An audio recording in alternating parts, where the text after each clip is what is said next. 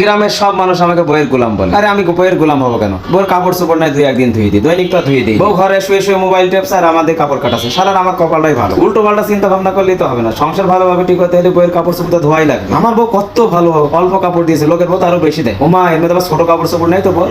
নেই, বাহ অনেক সুন্দর।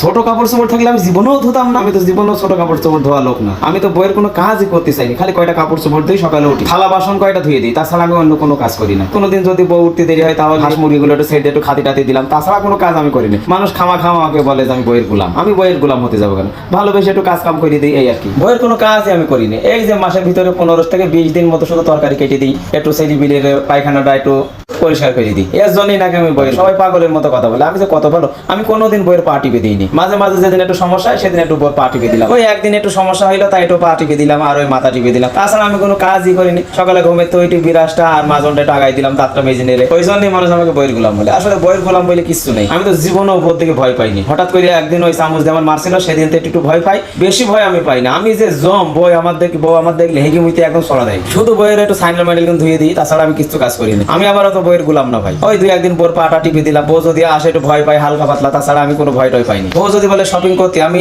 সকালে যদি বলে বিকাল পর্যন্ত ঘুরবো, লোকের মতো আমি ওরকম সাথে সাথে যাইনি। বউ ভাত খাতে বসলে আমি কিন্তু অল্প দিন, কয়দিন তাই 5 মাসের ভিতরে 10 থেকে 15 দিন মতো পানি এনে। আমি আবার বইয়ের গোলাম না। সবাই তো বইয়ের গোলাম বলে। এই যে বউ আসে গিয়ে সাইন্ডেল দিয়ে গেল, একটু ধুয়ে দিলাম। বাড়ির মানুষের তা ধুয়ে দিলে কি হয়? তাই বউ সাইন্ডেলে যদি ময়লা থাকে তাহলে আবার একটু রাগ করে। ওই জন্য আমি আবার সুন্দরকে ধুয়ে দিছি, দেখেছেন? আমি আবার বইয়ের গোলাম না। সবাই তো আমার বইয়ের গোলাম বলে বলে খেপাই, কিন্তু আমি কিন্তু বইয়ের গোলাম না। ওরে বাবা রে বাবা, যদি এইগুলি সুন্দর করে পরিষ্কার না করে আমার বইয়ের তো খারাপ দেখাবে। ওই জন্য বইয়ের অন্যটা একটু সুন্দরকে ধুয়ে দিচ্ছি। এটা হচ্ছে ভালোবাসা ভাই, এটা কিন্তু বইয়ের গোলাম না। যে আমাকে বইয়ের গোলাম বলে সে গোলাম, তার বাপ গোলাম, তার দাদা গোলাম, তার 14 গোষ্ঠী বইয়ের গোলাম। আমি বইয়ের গোলাম হতে যাবো কেন? বউর ভয়তে নাই আমি দু একদিন কাপড় চোপড়ি ধুইছি, তাই বলে সবাই আমাকে বইয়ের গোলাম বলবে? বউ যদি আজ বাজার করতে বলে আমি 5 থেকে 6 মিনিটের ভিতরে বাজার করে দিই। আমি অত বইয়ের ভয় পাই না। এই তো সেদিন সোনু পাউডার নেওয়ার জন্য আমার কাছে ফোন দিয়েছিল যে সোনু পাউডার আর তেল লাগবে। আমি কিন্তু বেশি ঘুরাইনি, 5 মিনিটের ভিতর দিয়ে আসলাম। যত ঘুরাইছি 5 মিনিট ঘুরাইছি, 5 মিনিটের ভিতরে আমি কিন্তু সোনো পাউডার আর তেল দিয়েছি। আমি বইয়ের ভয় টয় কিছু পাইনি। বউ আমার ভয়তে হেগে মুইতে ছড়া দেয়। যারা পাগল তারাই কেবল বইয়ের ভয় পায়। বউ যখন অসুস্থ হয় তখন কিন্তু আমি 1 থেকে 2 মিনিটের ভিতরে ডাক্তারের কাছে নিয়ে যাই, নিজে তার চিকিৎসা করে। কারণ আমি আবার বইয়ের খুব একটা ভয় পাই না, বউ আমার দিকে ভয় পায়। কারণ আমি তো বেশি দেরি করতে চাইনি, বেশি দেরি করলে তো বউ আবার যদি মারে। বউ ভালোবাসার জিনিস, ওই জন্য বউ সকল কাজ কাম আমি করে দিই। কি কাজ করি? ঘুমের তো উঠে ওঠার পরে উঠোনটা ঝাড়ু দিই, দেওয়ার পরে ঘরটা মুছি, তারপরে আস্তে আস্তে যে